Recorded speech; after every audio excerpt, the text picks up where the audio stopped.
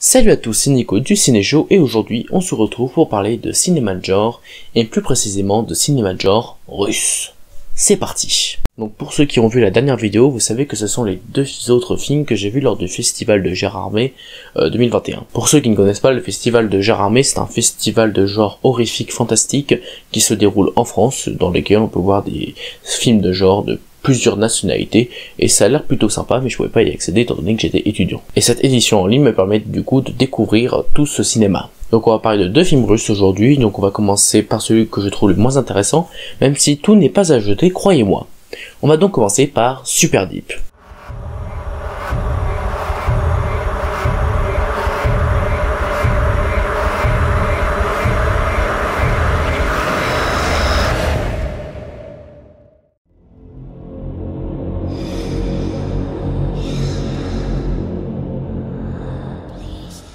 Donc Super Deep est un film russe réalisé en 2020 et réalisé par, là je vais t'appeler pour mon téléphone parce que je ne sais pas lire, Arseny Sioyin, il me semble que ça se prononce comme ça. Et c'est un film dont je n'avais jamais entendu parler mais dont le synopsis m'a beaucoup attiré, c'est pour ça que j'ai voulu le voir. Voyez plutôt ce scénario. Le film s'inspire d'un mythe russe qui se déroule durant les années 80, une légende selon laquelle la Russie aurait essayé de forer le plus loin possible sous terre, jusqu'à 12 km de profondeur, pour aller tellement profond qu'ils auraient trouvé tout simplement l'enfer. Le film s'inspire de ça en nous racontant l'histoire d'une jeune femme qui doit enquêter sur une sorte de virus qui contamine les gens dans ce fameux projet, et lorsqu'elle va s'enfoncer sous la terre en compagnie d'une équipe, elle va vite se rendre compte que ce n'est pas qu'un simple virus et que c'est bien pire que ça. Et donc qu'est-ce que j'en ai pensé?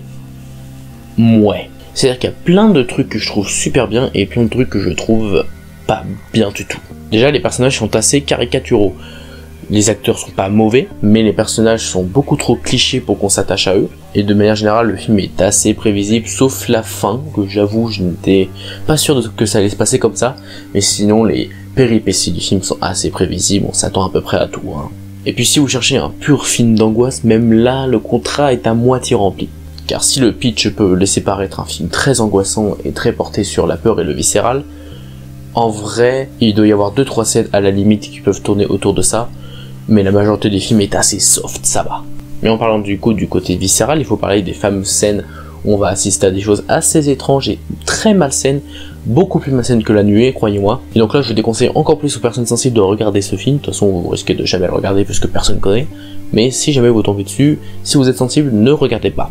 Et donc du coup toutes les transformations physiques auxquelles on va assister, c'est pas un spoil, ça arrive très vite, sont vraiment bien faites pour le coup. Il y a un vrai travail de maquillage et de costume parce que vraiment certaines créatures entre guillemets sont vraiment bien faites et franchement assez malsaines. Sauf que j'ai bien dit certaines parce qu'il y en a d'autres qui sont beaucoup moins terrifiants et gâchent un peu le suspense, clairement. Mais sinon au niveau des décors c'est vraiment bien fait, on sent que du coup il n'y a pas beaucoup de budget étant donné que ça reste dans un espace clos, mais l'espace clos est super bien fait, on s'y croit vraiment. Le scénario est assez plaisant à suivre même si bourré de clichés comme dit juste avant, à part vers la fin est plutôt bonne, vraiment bonne même. Il y a un arc qui se conclut entre deux personnages qui est certains trouveront assez malsaine, mais moi je trouvais ça plutôt poétique, assez joli. Mon plus grand regret autour de ces films est que, à mon sens, le film ne va pas assez loin dans son univers morbide, car oui, il y a des scènes assez impressionnantes de par leur visuel, mais on aurait pu aller beaucoup plus loin avec un tel concept, et c'est dommage. Donc voilà, Super Deep, c'était une bonne petite surprise sans être incroyable. Si vous en tombez dessus par hasard, je vous conseille, mais c'est pas forcément quelque chose que j'ai trouvé mémorable. A l'inverse, je vais maintenant vous présenter le film que j'ai préféré de cette sélection de 3 films, à savoir Spoutnik.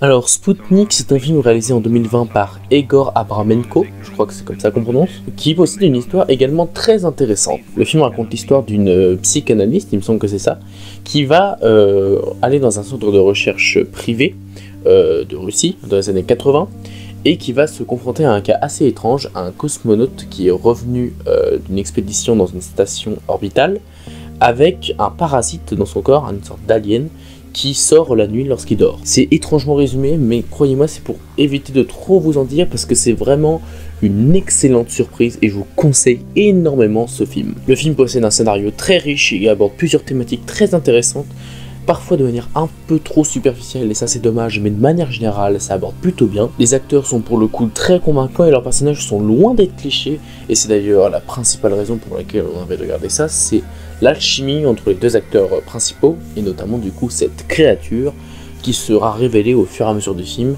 et qui est également très intéressante pour ce qui est de son design et de sa manière de vivre en quelque sorte. On s'intéresse vraiment à comment marche cette créature avec cet homme, comment ils sont liés en quelque sorte, sans trop en dire, parce que j'ai vraiment envie que vous le découvriez sans trop en savoir. La lumière est sublime, vraiment c'est un point que je tiens à souligner, chaque scène est super bien éclairée, et vraiment les décors de manière générale sont plutôt bien, il n'y en a pas énormément, mais ceux qui sont présents, ils sont vraiment bons.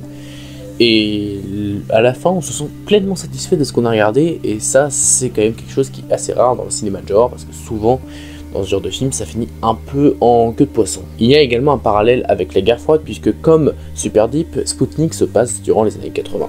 Le film possède son lot de scènes assez angoissantes, pas angoissantes dans le sens où on est terrifié, on est à la fois fasciné et terrifié par ce qu'on voit, parce que vous vous doutez que je parle de la créature, que nous verrons sous tous les angles, et elle est super bien faite, les effets spéciaux sont très bons, et c'est donc à mon sens une pépite de la science-fiction qu'il vous faut absolument regarder car c'est vraiment bien. C'est pas forcément un chef-d'œuvre, mais franchement, si vous avez l'occasion de le mater, faites-le, c'est excellent. Voilà, c'est la fin de cette vidéo, c'était seulement des avis très rapides sur les films que j'ai vus pour vous les conseiller, mais en général je vous les conseille tous, du coup les trois. J'espère que ça vous a plu, si c'est le cas, n'hésitez pas à vous abonner, à partager, à liker, vous connaissez la chanson. Et quant à moi, je vous dis à la prochaine pour parler, pourquoi pas, d'autres sujets. C'était Nico, du Ciné Show, à bientôt.